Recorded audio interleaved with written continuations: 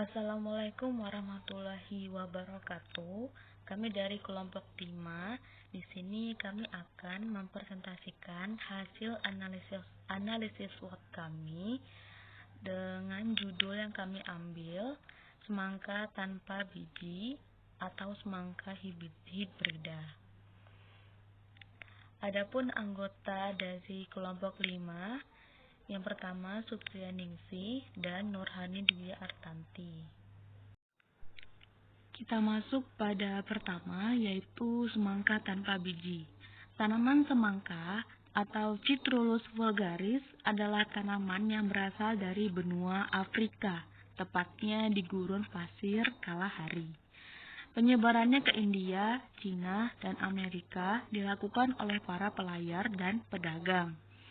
Teknik rekayasa genetik penghilangan biji pada semangka ini ditemukan oleh seorang ahli tanaman asal Jepang, yaitu Profesor Dr. Hitoshi Kihara pada tahun 1940-an.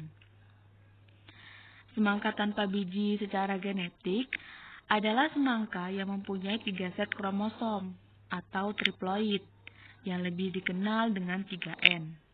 Untuk memperoleh atau memproduksi benih semangka tanpa biji adalah dengan cara menyilangkan semangka berkromosom 4 atau tetraploid dengan semangka berbiji biasa yang jumlah kromosomnya 2N atau diploid.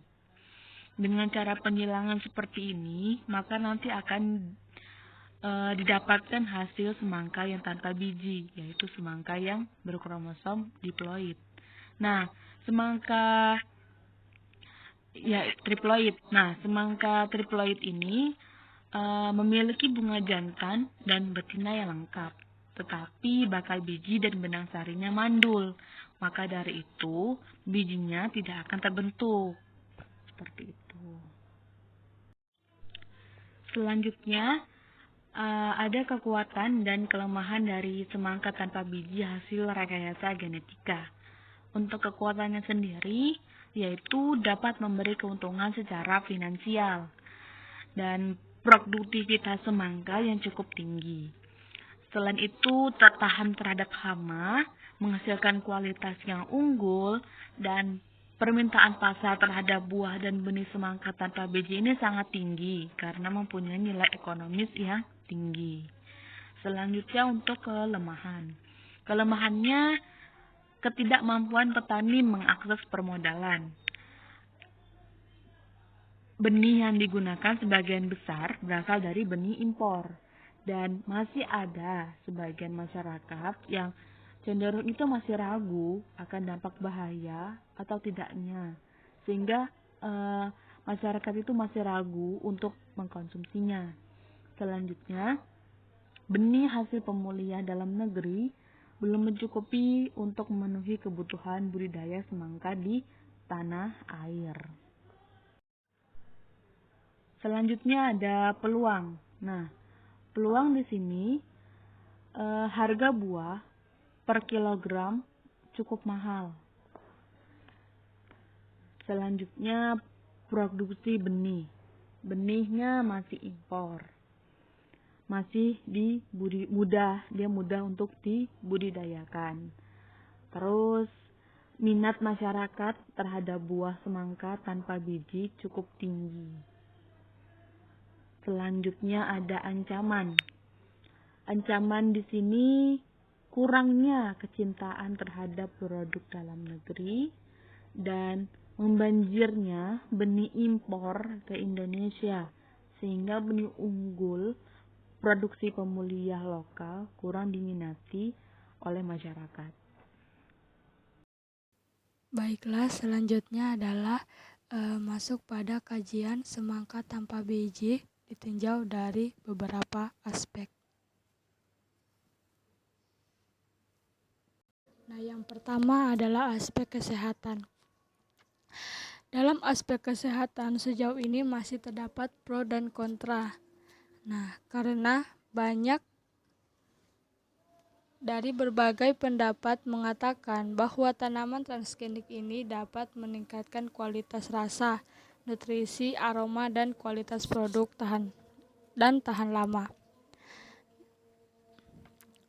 Dalam penyimpanan pasca panen yang dalam artian dapat memberikan manfaat bagi kesehatan manusia karena mengandung nilai gizi yang lebih dan mengandung vitamin yang tinggi.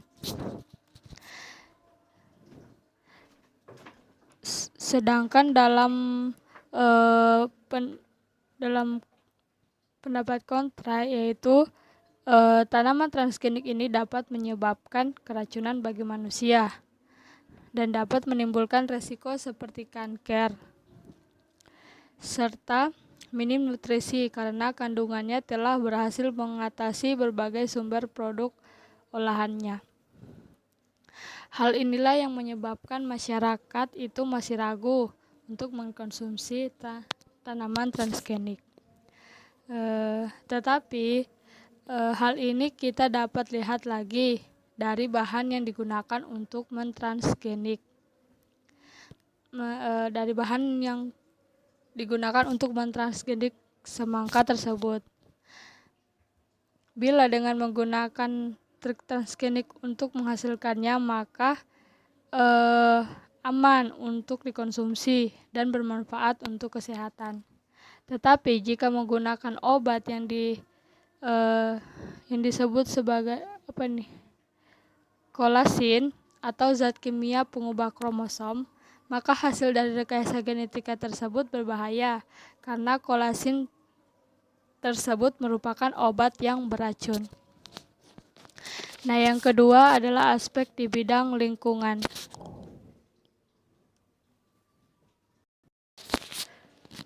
Nah, pada analisis aspek di bidang lingkungan ini ada pro dan kontranya juga. Nah, tetapi menurut kami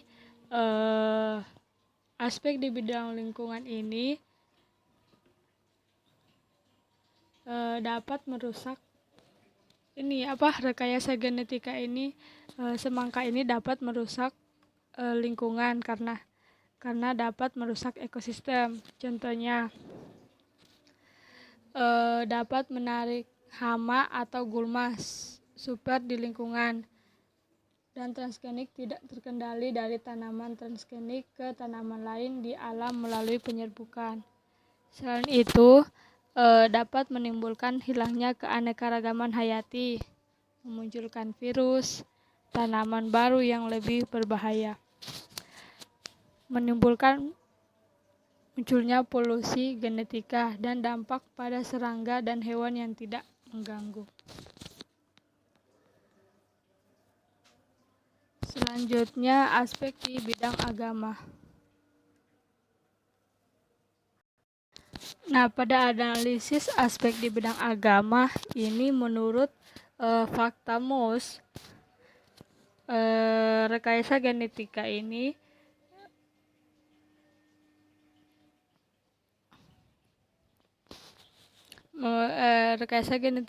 diberi 3 syarat kebolehannya.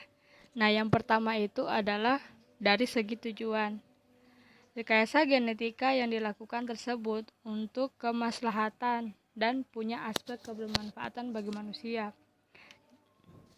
Jadi, kalau misalnya semangka tanpa biji ini dibuat dengan rekayasa genetika, berarti harus ada tujuannya. Misalnya untuk peningkatan produktivitas manusia gitu, kebermanfaatan bagi manusia lah. Nah, terus yang kedua, hasil dari rekayasa genetika ini tidak membahayakan atau tidak menimbulkan mudarat baik bagi manusia maupun lingkungan. Nah, terus yang ketiga, tidak boleh menggunakan gen atau bagian lain dari tubuh manusia, karena itu sudah pasti hukumnya haram. Nah, rekayasa genetika dalam hidup konsep yang sederhana sebenarnya pernah dipraktikkan di zaman Nabi Shallallahu Alaihi Wasallam. Nah, dalam riwayat dari Anas bin Malik, Rasulullah Shallallahu Alaihi Wasallam pernah berdiskusi dengan sekelompok sahabat yang melakukan pembenihan bibit kurma. Rasulullah Shallallahu Alaihi Wasallam bersabda, "Kalian lebih tahu tentang urusan dunia kalian." Hadis riwayat Muslim Ibnu Huzaimah, dan Ibnu Hibam. Hadis ini menjadi dalil pembolehan bagi kaum intelektual untuk bereksplorasi dan menemukan model pembibitan yang lebih baik. Jadi, dengan adanya fakta dan dari MUI serta persyaratannya, maka dapat dikatakan bahwa semangka tanpa biji yang dihasilkan dari proses rekayasa genetika ini adalah halal. Terkait dari segi tujuan, yaitu semangka tanpa biji dilakukan rekayasa genetika untuk kebermanfaatan bagi manusia. Dan semangka tanpa biji dari hasil rekayasa genetika juga tidak membahayakan manusia.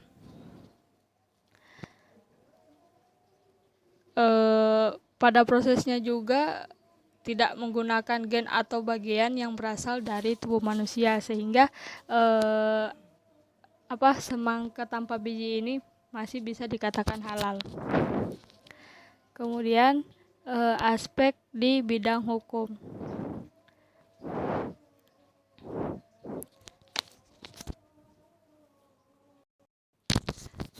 Pada analisis di aspek di bidang hukum, bisa kita lihat bahwa pengembangan tanaman transgenik di Indonesia sesungguhnya sudah ada pengaturan hukumnya, yakni melalui SK Menteri Pertanian nomor 856 garing KPTS garing HK garing titik 330 garing 9 garing 1997 tentang pelepasan tanaman transgenik. Nah, aturan ini lah yang diikuti oleh semua pihak yang terkait dengan pengembangan tanaman transgenik, baik untuk kepentingan riset maupun komersial. Selain surat keputusan dari Menteri Pertanian tersebut, pemerintah sudah menerbitkan pula surat keputusan bersama atau biasa yang disebut dengan SKB untuk mengatur masalah keamanan hayati dan keamanan pangan produk pertanian hasil rekayasa genetika. Pada bulan September 2000 yang ditandatangani oleh Menteri Pertanian, Menteri Kehutanan dan Perkebunan, Menteri Kesehatan, dan Menteri Negara Pangan dan Hortikultura.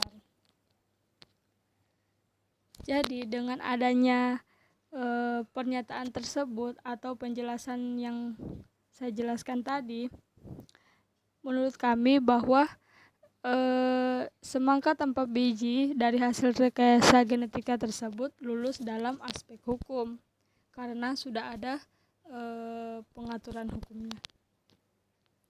Dalam artian rekayasa genetika semangka tanpa biji ini sah-sah saja, mengingat selain untuk kebutuhan komersial sekaligus layak pangan juga.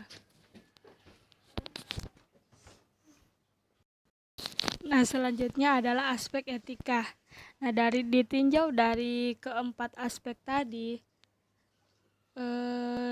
dapat disimpulkan bahwa semangka tanpa biji ini dikatakan pantas dan etik jika dilakukan, karena terkait dengan mentransgenikan tumbuhan dengan tujuan mempunyai manfaat, yaitu ingin menghasilkan produktivitas yang tinggi karena banyak permintaan dari masyarakat.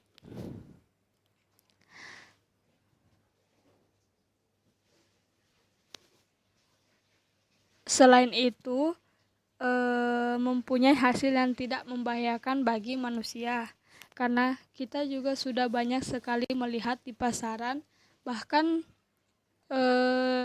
juga mengkonsumsi semangka tanpa biji dan sampai saat ini masih aman-aman saja.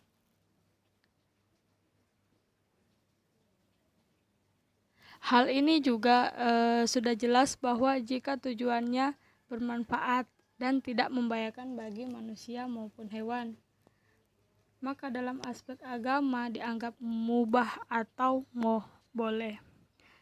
Karena menurut kami sesuatu yang sudah stabil